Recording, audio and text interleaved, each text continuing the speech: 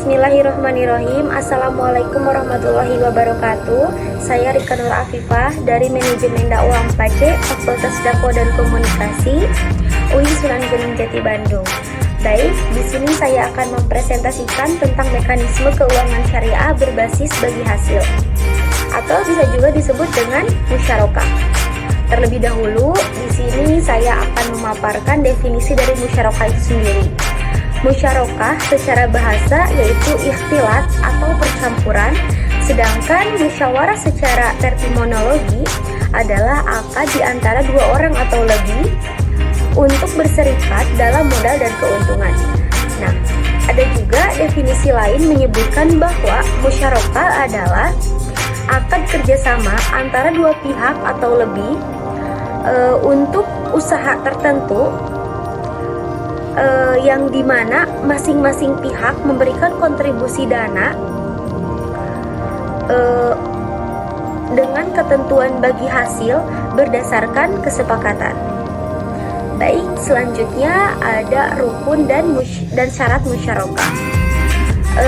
Rukun musyarakah itu ada 5.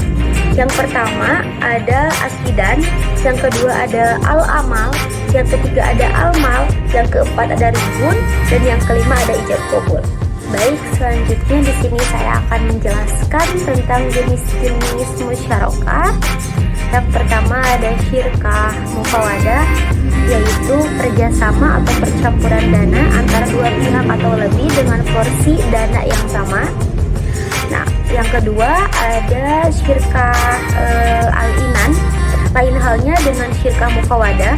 Syirkah al-inan ini adalah kerjasama atau percampuran dana antara dua pihak atau lebih dengan porsi dana yang tidak harus sama.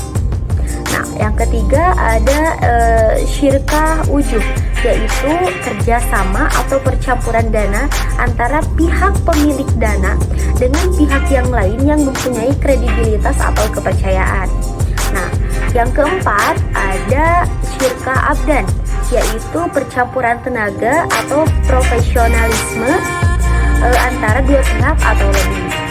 Nah, selanjutnya ada yang saya akan bahas ketentuan pembiayaan musyarakah dari Fatwa DSN nomor 08, Fatwa MUI nomor 4 tahun 2000, bahwa menyatakan ada berbagai hal yang harus diperhatikan kita saat akan melakukan ijab qabul. Nah, yang pertama tujuan akad yang jelas, yang kedua penawaran dan penerimaan pada saat kontrak, dan yang ketiga akad harus secara tertulis. Nah, baik, selanjutnya di sini saya akan membahas tentang pihak-pihak yang akan melakukan akad.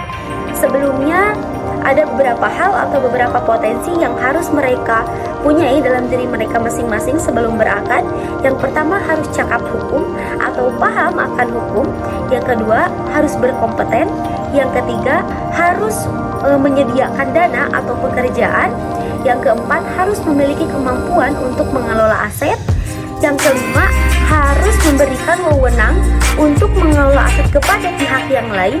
Dan yang selanjutnya tidak diizinkan, tidak sama sekali, bahkan tidak sama sekali diizinkan untuk menginvestasikan dananya hanya untuk kepentingan pribadi.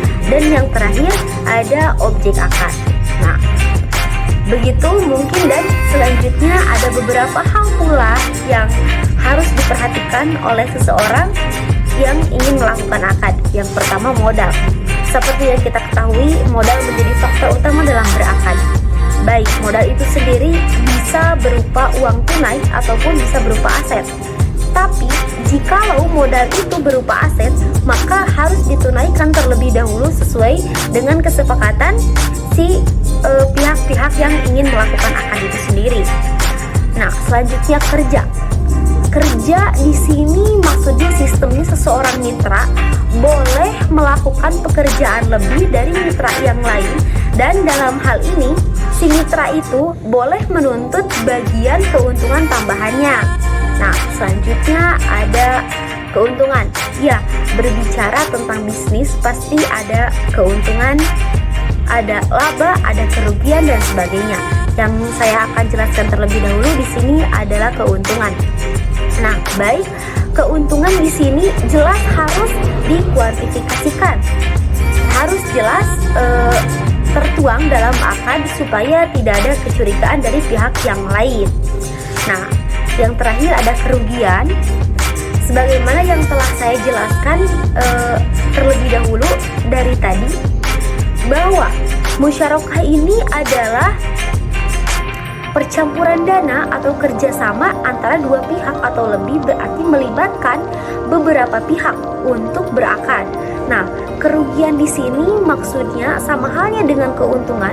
Jikalau ada keuntungan ataupun kerugian, berarti sama halnya kerugian harus dikuantifikasikan juga seperti keuntungan karena melibatkan banyak pihak.